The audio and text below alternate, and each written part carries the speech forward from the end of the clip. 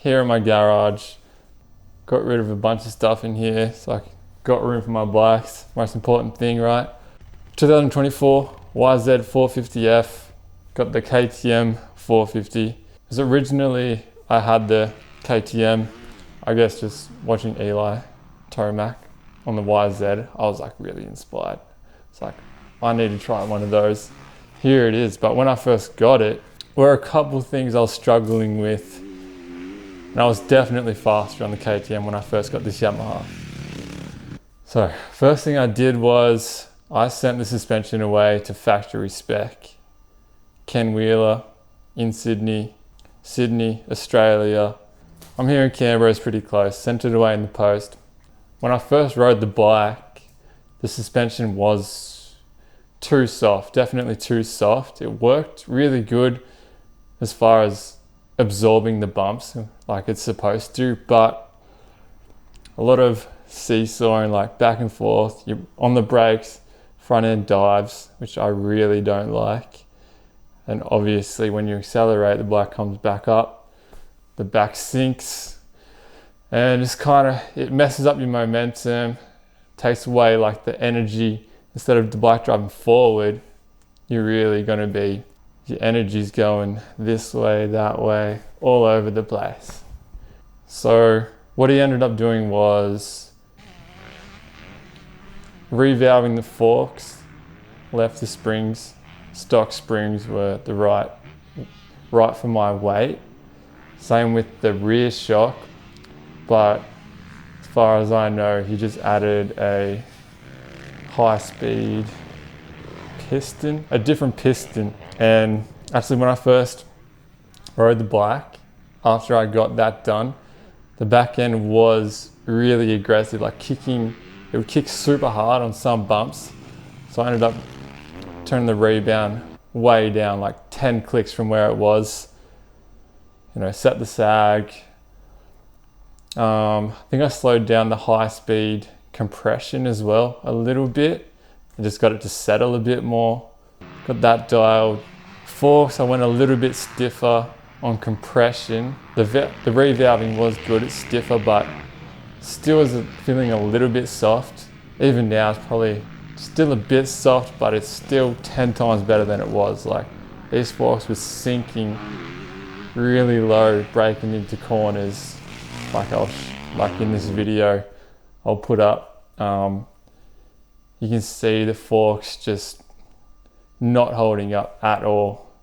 That was a big upgrade, and I haven't had suspension done for like 15 years. Back in the day, racing the nationals, I did have some suspension done on a 250, KX250F, which was, I loved that bike back then. But yeah, don't really race that much anymore.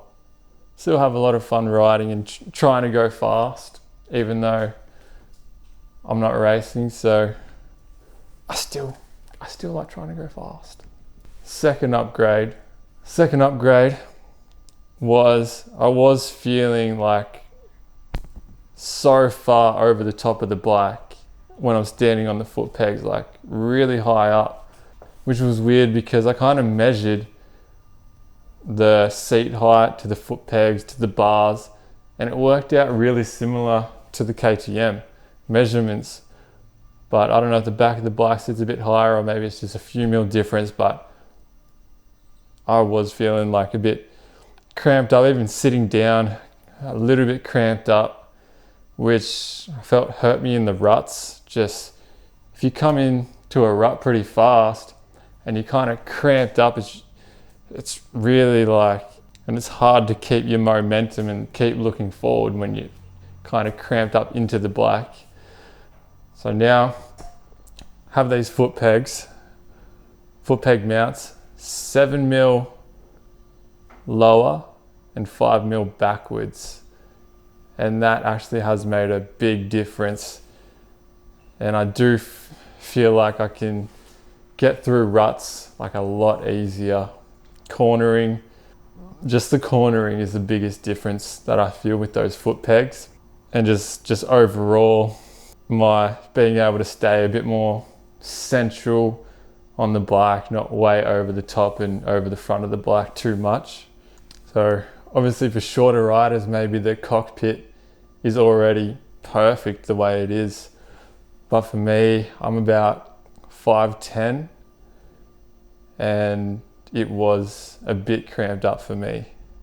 So obviously any taller you might want those mounts to lower the foot pegs.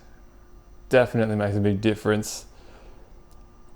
To the point where I was faster on the KTM without those upgrades on the YZ, and now I really feel like I probably am faster on the Yamaha over the KTM.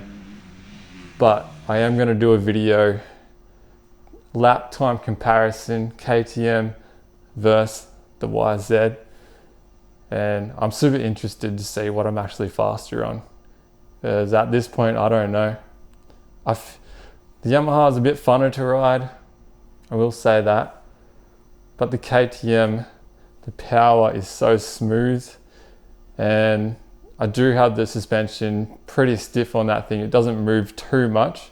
That's also one other thing I changed on the Yamaha. The power was so aggressive when I first, in the standard map, the power was a bit too aggressive, especially on hard packed tracks. I was not getting much traction, and it was pretty scary. So changed to a more linear map. I think it's just the preset linear map that you can go to on the app, download it, put that in, and that actually did make a big difference as well. Just smoothing out that power. But still a lot of power, really still aggressive compared to the KTM.